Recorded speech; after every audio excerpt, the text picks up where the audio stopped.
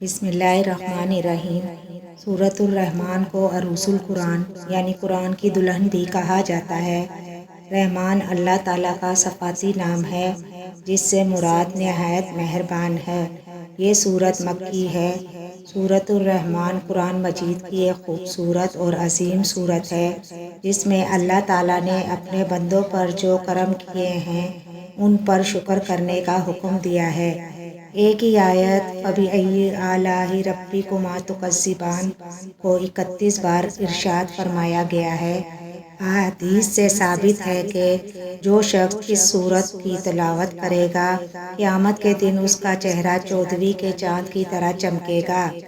جب حضور اکرم صلی اللہ علیہ وآلہ وسلم نے صحابہ کرام کے سامنے اس سورت کی تلاوت کی تو صحابہ کرام خاموش رہے۔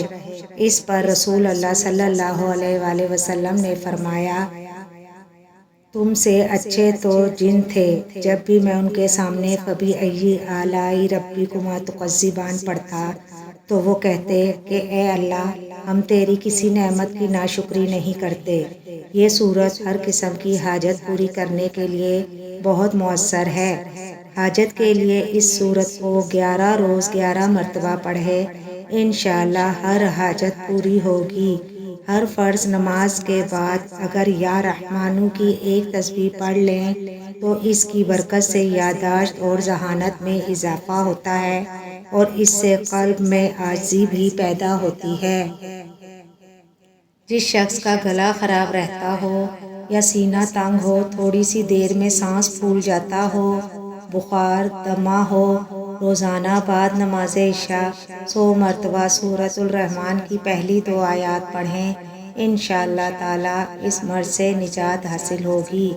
سورۃ الرحمن پڑھنے کی برکت سے گھر میں برکتیں نازل ہوتی ہیں۔